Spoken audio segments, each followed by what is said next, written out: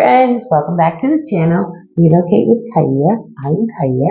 I provide online support for families, individuals, and employees living abroad.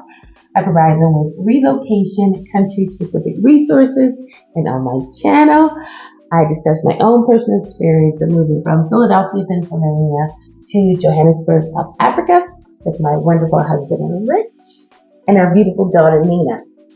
So today we are going to be chatting about what our experience has been like living in South Africa as an interracial couple.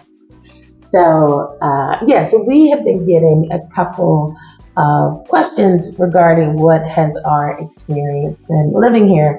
Because I would imagine, just knowing the history of South Africa, people would wonder what does it look like living in a post-apartheid South Africa as an interracial couple. So if I can just give you a little backstory about Rich and I, we have been together, so we've been married for 20 years, and we've been together 27 years. I'm going to let Rich take it from here. Thanks. So we've been together for quite a long time, and obviously our experiences, at the beginning are different than our experiences now. Yes. It has to do with the times we're living in and our age and things like that. Yeah. We met at work in Philly, which for folks that have been there and know Philly, it's a big yet small city. And it's actually been described by someone from Philly that we met when we were living in California as, and I'm going to butcher the quote here, the most integrated, segregated city that he's experienced. So, in other words, you go out to places, restaurants, bars, downtown, that kind of thing, bunch of people, together. Neighborhoods and things like that are generally, there's this neighborhood, that neighborhood, and folks really don't cross-pollinate too often, historically. That is true. But so that's kind of where we're coming from. So our experience when we're younger, by and large, was fine. I mean, there would be the occasional, comment or look or something like that, but nothing that would prohibit us from living our lives, and it wasn't top of mind when we would go out places. The country itself, a little different.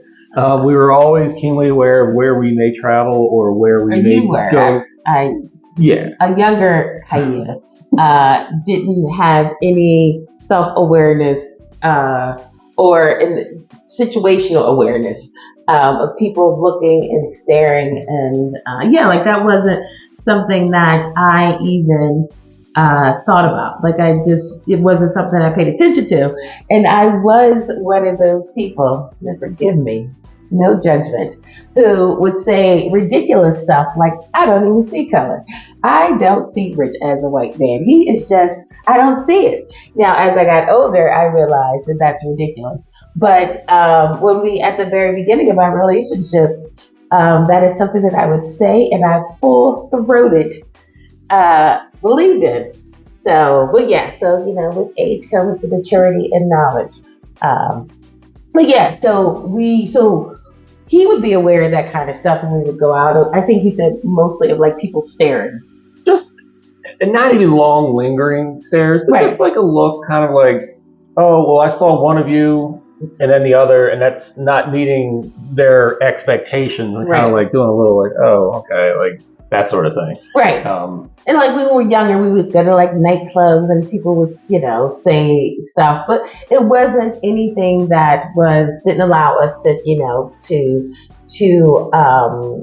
move how we wanted to move for the most part. And then we moved to California. We lived in San Diego for almost 6 years. And that was also a really positive experience. I mean, it wasn't very diverse in the area that we lived in San Diego, but we didn't have any issues really living there. And I think after we got married, we decided, because we got married in Philadelphia and we were still living in San Diego. So I think once we got married, we realized that, we knew San Diego was always a very transient city. Most of our friends had moved back to the East Coast or wherever they were from. So Rich and I were kind of, left with, why are we still out here? like while we're still out here, all of our friends have left for the most part, and we also realized that we wanted to start a family. San Diego is not very diverse, so then at that point we decided we were going to move back east. Mhm. And kind of take from there as far as where you grew up at Yeah. and the diversity of your little neighborhood. Yeah. So the area that I grew up in was very diverse, not only from a racial perspective, but also from an economic and also an age perspective. So there Yeah. were blue collar folks, white collar folks, older, younger, empty nesters and things like that. So it was a very good mix with a lot of kids. It was, we're Gen X, we're the era of like, hey, you got to homeschool, you had a snack, and you disappeared outside until dinner time or whatever. So it was good in that regard. It was safe, kids around. If you get older, you wanted to find trouble, you could, but you didn't necessarily have to. So that was my experience. Like the younger cohort of folks, like my peers, there was black majority. Like there was some white kids, but it wasn't the majority of folks.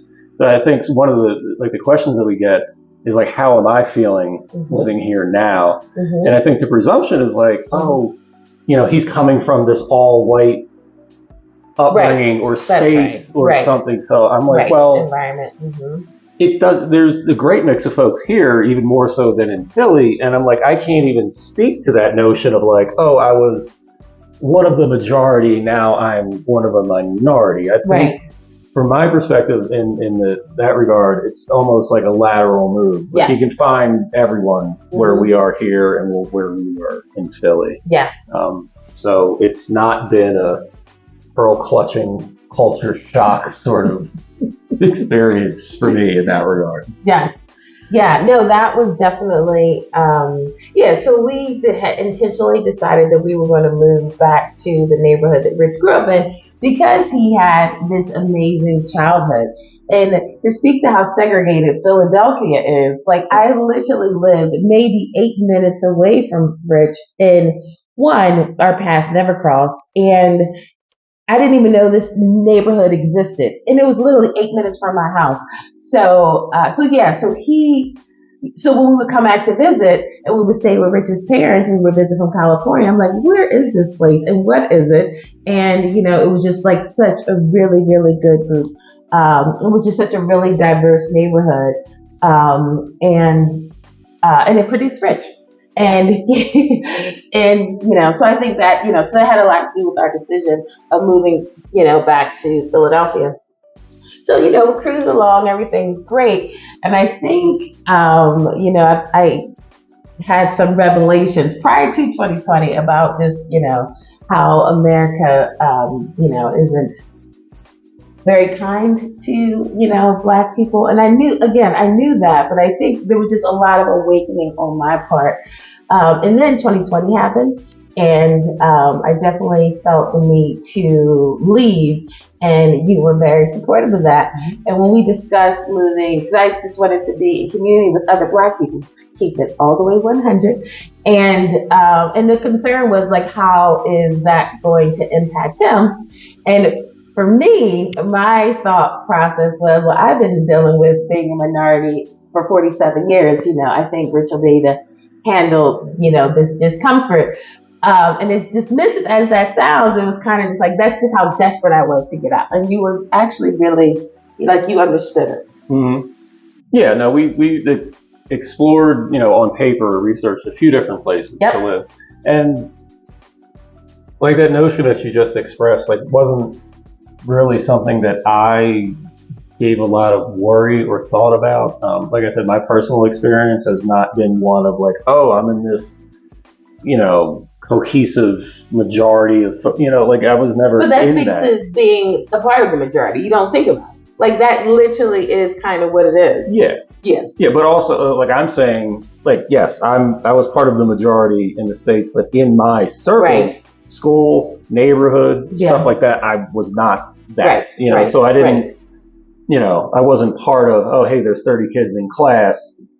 I'm one of 28 that look the same. I was never in that environment. So just the thought of going somewhere where I'm not the numerical majority wasn't like, how am I gonna? Right, like a full stop. Yeah. Right. Yeah. No, and I think that. Yeah. So keeping that. Oh, sorry. Yeah, I'm just gonna say, but depending on who people are, like that could be something that you worry about. Yeah, like that was a concern. Like so, prior to us coming, so once we decided that we were going to, move to the continent, I checked out a few places, and I've mentioned this before, but it's like I literally just Googled what's the most progressive country on the continent, and South Africa came out. And my knowledge of South Africa, of course, is Mandela and the apartheid. So I really didn't know what to expect until I came, just doing some research and stuff online and coming across, some great content that Rich and I, decided to come for a visit. Mm-hmm. And so that was, but it was something that you thought about. Like we didn't know what to expect and what his experience, was going to be. And when we got here, like immediately, like since we checked into the hotel, we realized that, oh no, there was no issues right off the bat. Yeah, no, there hasn't been any, negative interactions. Yes. There hasn't been any, even people being inappropriately curious. Right. There hasn't been any of that stuff. That's right. And where we are, and, just from, the folks we've seen traveling around, mm-hmm. there is, a representation of folks in interracial relationships. Yes. And you actually had the opportunity to speak to some South African folks mm-hmm. that are in said relationships. Yeah. And they even said, like, it's not right, exactly. Like, it's not something they think about. Because when I was talking to this woman at Nina's school, she was like, well, what do you mean? Yeah. I was like, what do you mean?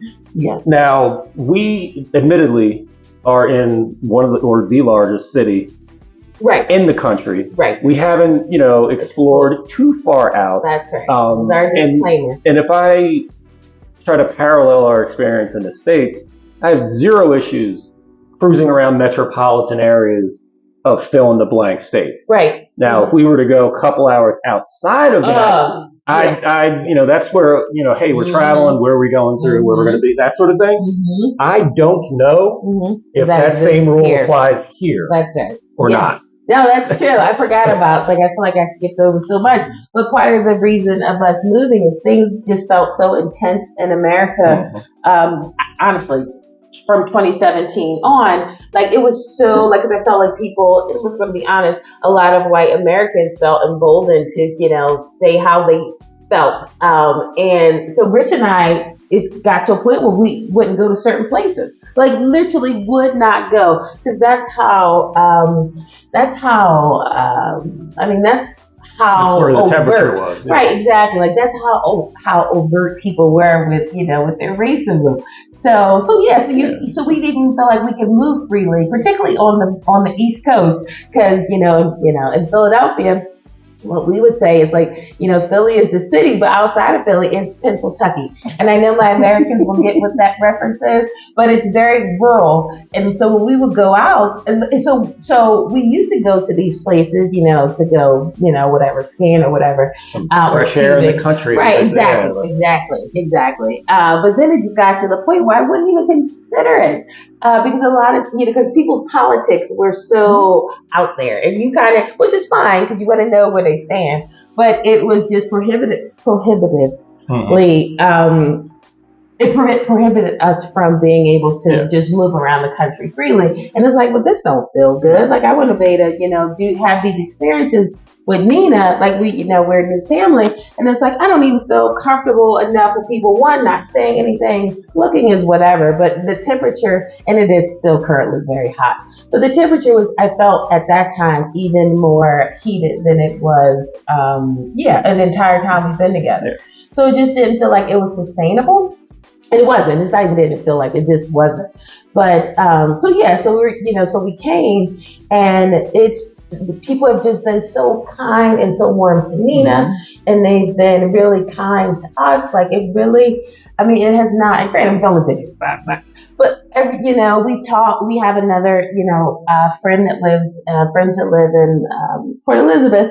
They're also just so happen to be an interracial couple, and like they haven't had any negative experiences. And they were what 45 years? They've been here a while. Oh, yeah, right. They actually tried to convince us to move to Port Elizabeth, but it was a little too slow for us. But yeah. So we said we'll just do this quick video. Sharing our own personal experience. We definitely don't want to make this a topic of this channel.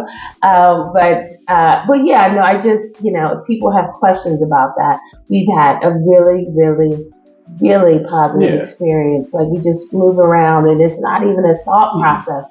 And that's even before we open our mouths. Like, it's not you're from the States. Right. We're going to treat you a little differently. Mm-hmm. So you know when you're not welcome. You know when the energy is off. You know when it's tense. Yep. But we haven't experienced that since we've been here. The places we've gone. So that's been good. Yeah. No, it's been great. Like I honestly feel like it's the best of both worlds. Nina gets to see this amazing, beautiful Black representation.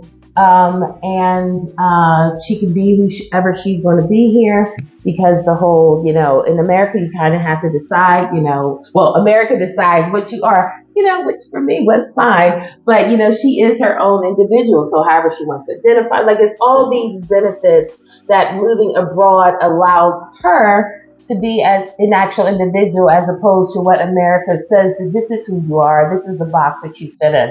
So yes, we were, that was something that we were definitely aware of, deciding to come here, like what her experience would be like.